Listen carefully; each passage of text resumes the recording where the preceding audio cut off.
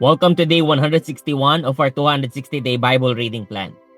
We are continuing on the 27th book of the Bible, and this is the last set of passages for the book of Daniel. Chapter 9. In the first year of Darius, the son of Ahasuerus, by descent a Mede, who was made king over the realm of the Chaldeans, in the first year of his reign, I, Daniel, perceived in the books the number of years that, according to the word of the Lord to Jeremiah the prophet, must pass before the end of the desolations of Jerusalem, namely 70 years.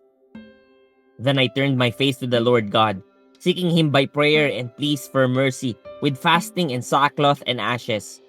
I prayed to the Lord my God and made confession, saying, O Lord, the great and awesome God, who keeps covenant and steadfast love with those who love him and keep his commandments. We have sinned and done wrong and acted wickedly and rebelled, turning aside from your commandments and rules. We have not listened to your servants the prophets, who spoke in your name to our kings, our princes, and our fathers, and to all the people of the land.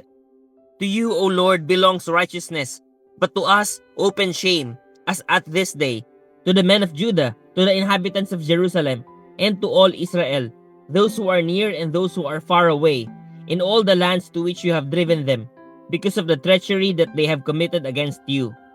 To us, O Lord, belongs open shame, to our kings, to our princes, and to our fathers, because we have sinned against you. To the Lord our God belong mercy and forgiveness, for we have rebelled against him, and have not obeyed the voice of the Lord our God by walking in his laws, which he set before us by his servants the prophets. All Israel has transgressed your law and turned aside, refusing to obey your voice. And the curse and oath that are written in the law of Moses the servant of God have been poured out upon us, because we have sinned against him. He has confirmed his words, which he spoke against us and against our rulers who ruled us, by bringing upon us a great calamity. For under the whole heaven there has not been done anything like what has been done against Jerusalem. As it is written in the law of Moses, all this calamity has come upon us, yet we have not entreated the favor of the Lord our God, turning from our iniquities and gaining insight by your truth. Therefore the Lord has kept ready the calamity and has brought it upon us. For the Lord our God is righteous in all the works that he has done, and we have not obeyed his voice. And now, O Lord our God, who brought your people out of the land of Egypt with a mighty hand, and have made a name for yourself as of this day, we have sinned, we have done wickedly. O Lord, according to all your righteous acts, let your anger and your wrath turn away from your city Jerusalem, your holy hill. Because for our sins and for the iniquities of our fathers, Jerusalem and your people have become a byword among all who are around us. Now therefore, O our God, listen to the prayer of your servant and to his pleas for mercy. And for your own sake, O Lord, make your face to shine upon your sanctuary, which is desolate. O my God, incline your ear and hear. Open your eyes and see our desolations, and the city that is called by your name. For we do not present our pleas before you because of our righteousness, but because of your great mercy. O Lord, hear. O Lord, forgive. O Lord, pay attention and act. Delay not for your own sake, O my God, because your city and your people are called by your name. While I was speaking and praying, confessing my sin and the sin of my people Israel, and presenting my plea before the Lord my God for the holy hill of my God, while I was speaking in prayer, the man Gabriel, whom I had seen in the vision at the first, came to me in swift flight at the time of the evening sacrifice. He made me understand, speaking with me and saying, O Daniel, I have now come out to give you insight and understanding. At the beginning of your pleas for mercy, a word went out, and I have come to tell it to you, for you are greatly loved. Therefore consider the word and understand the vision. 70 weeks are decreed about your people and your holy city, to finish the transgression, to put an end to sin and to atone for iniquity, to bring in everlasting righteousness, to seal both vision and prophet, and to anoint a most holy place. Know therefore and understand that from the going out of the word to restore and build Jerusalem to the coming of an anointed one, a prince, there shall be 7 weeks. Then For 62 weeks it shall be built again with squares and moat, but in a troubled time. And after the 62 weeks, an anointed one shall be cut off and shall have nothing. And the people of the prince who is to come shall destroy the city and the sanctuary. Its end shall come with a flood, and to the end there shall be war. Desolations are decreed, and he shall make a strong covenant with many for 1 week, and for half of the week he shall put an end to sacrifice and offering. And on the wing of abominations shall come one who makes desolate, until the decreed end is poured out on the desolator.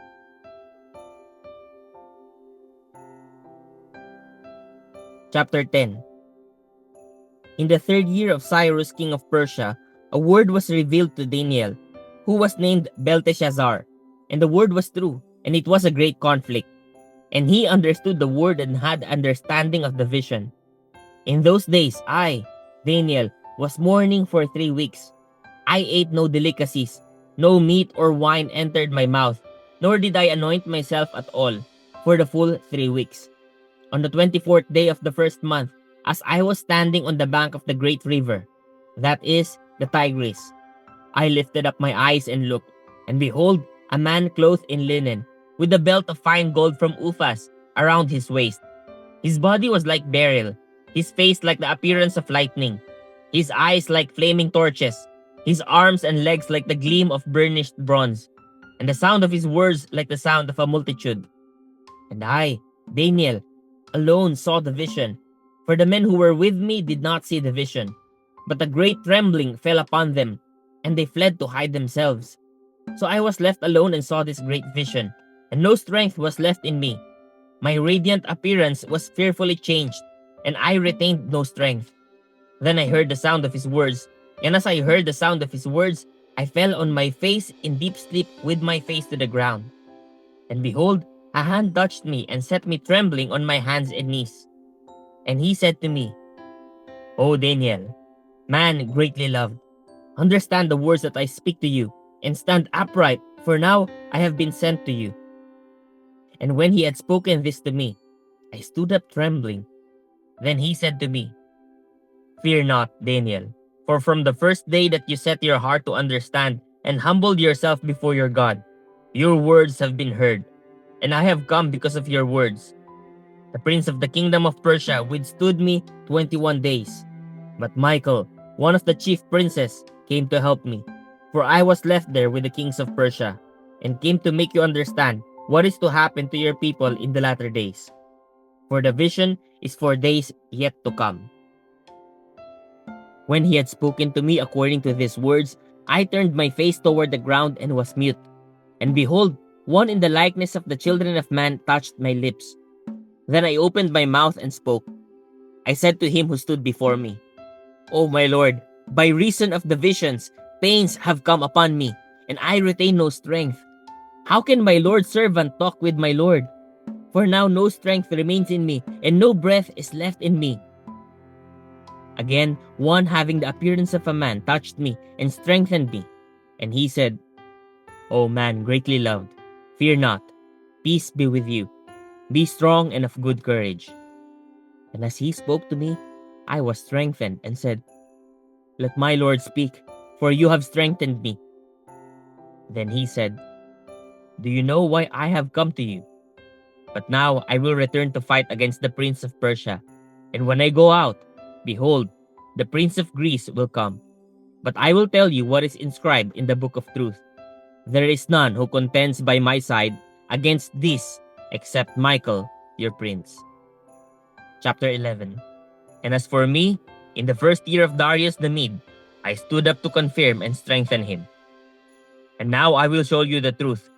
Behold, 3 more kings shall arise in Persia, and a 4th shall be far richer than all of them. And when he has become strong through his riches, he shall stir up all against the kingdom of Greece. Then a mighty king shall arise, who shall rule with great dominion, and do as he wills. And as soon as he has arisen, his kingdom shall be broken and divided toward the 4 winds of heaven, but not to his posterity, not according to the authority with which he ruled, for his kingdom shall be plucked up and go to others beside these. Then the king of the south shall be strong, But one of his princes shall be stronger than he, and shall rule, and his authority shall be a great authority.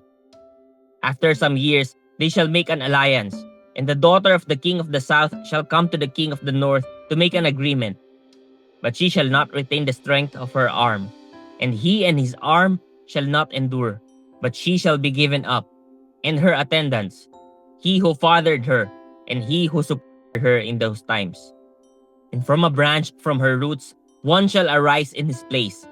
He shall come against the army and enter the fortress of the king of the north, and he shall deal with them and shall prevail. He shall also carry off to Egypt their gods with their metal images and their precious vessels of silver and gold. And for some years he shall refrain from attacking the king of the north. Then the latter shall come into the realm of the king of the south, but shall return to his own land. His sons shall wage war and assemble a multitude of great forces, which shall keep coming and overflow and pass through, and again shall carry the war as far as his fortress. Then the king of the south, moved with rage, shall come out and fight against the king of the north. And he shall raise a great multitude, but it shall be given into his hand. And when the multitude is taken away, his heart shall be exalted. And he shall cast down tens of thousands, but he shall not prevail. For the king of the north shall again raise a multitude, greater than the first. And after some years, he shall come on with a great army and abundant supplies. In those times, many shall rise against the king of the south. And the violent among your own people shall lift themselves up in order to fulfill the vision, but they shall fail. Then the king of the north shall come and throw up siege works and take a well-fortified city. And the forces of the south shall not stand, or even his best troops, for there shall be no strength to stand.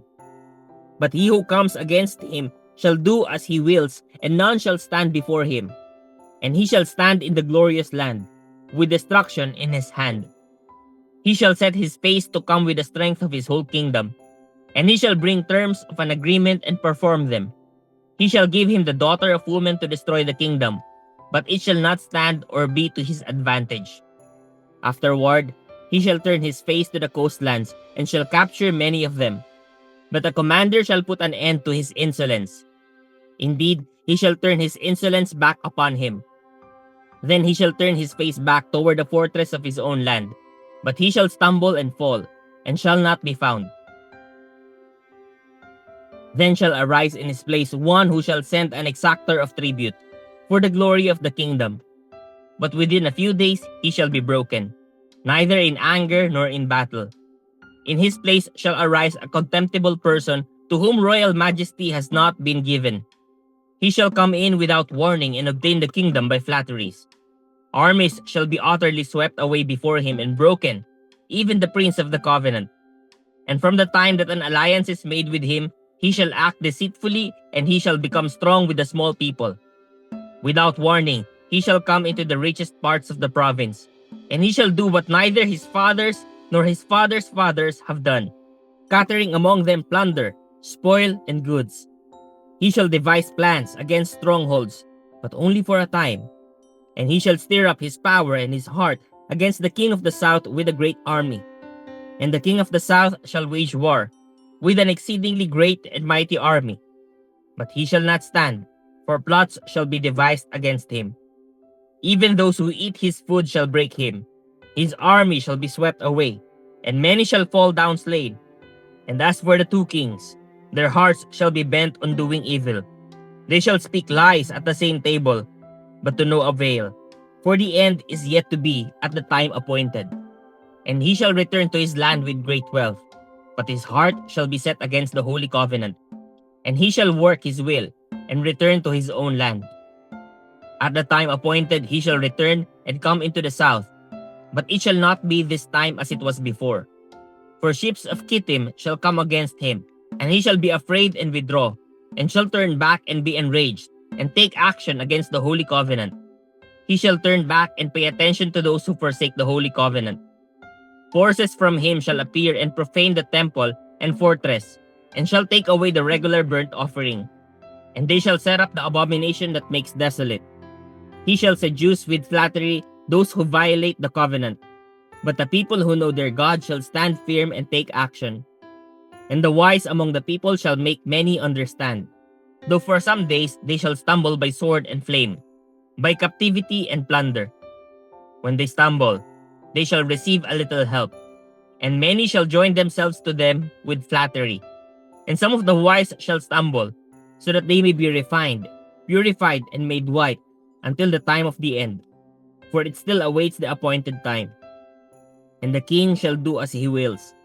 He shall exalt himself and magnify himself above every god, and shall speak astonishing things against the God of gods.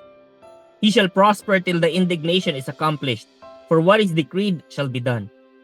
He shall pay no attention to the gods of his fathers, or to the one beloved by women. He shall not pay attention to any other god, for he shall magnify himself above all. He shall honor the God of fortresses instead of these. A God whom his fathers did not know, he shall honor with gold and silver, with precious stones and costly gifts. He shall deal with the strongest fortresses with the help of a foreign god. Those who acknowledge him, he shall load with honor. He shall make them rulers over many, and shall divide the land for a price. At the time of the end, the king of the south shall attack him, but the king of the north shall rush upon him like a whirlwind, with chariots and horsemen, and with many ships. And he shall come into countries and shall overflow and pass through. He shall come into the glorious land, and tens of thousands shall fall. But this shall be delivered out of his hand, Edom and Moab and the main part of the Ammonites. He shall stretch out his hand against the countries, and the land of Egypt shall not escape. He shall become ruler of the treasures of gold and of silver, and all the precious things of Egypt, and the Libyans and the Cushites shall follow in his train. But news from the east and the north shall alarm him, and he shall go out with great fury to destroy and devote many to destruction.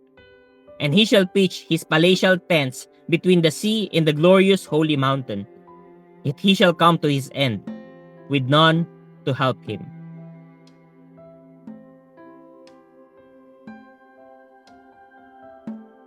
Chapter 12.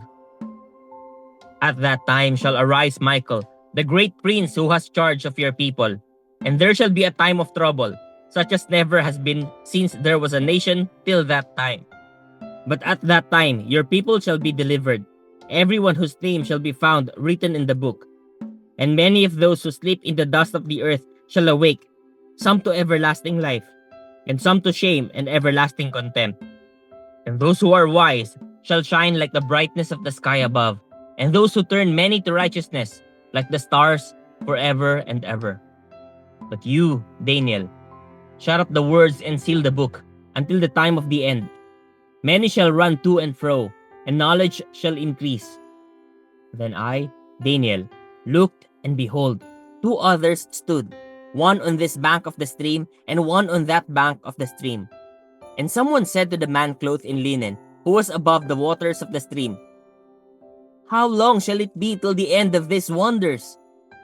And I heard the man clothed in linen, who was above the waters of the stream. He raised his right hand and his left hand toward heaven, and swore by him who lives forever that it would be for a time, times, and half a time, and that when the shattering of the power of the holy people comes to an end, all these things would be finished. I heard, but I did not understand. Then I said, "O my Lord, what shall be the outcome of these things?" He said, "Go your way, Daniel, for the words are shut up and sealed until the time of the end. Many shall purify themselves and make themselves white and be refined, but the wicked shall act wickedly, and none of the wicked shall understand. But those who are wise shall understand. And from the time that the regular burnt offering is taken away, and the abomination that makes desolate is set up, there shall be 1,290 days. Blessed is he who waits and arrives at the 1,335 days. But go your way till the end, and you shall rest and shall stand in your allotted place at the end of the days." That is the end, the book of Daniel. Praise God for the reading of His Word.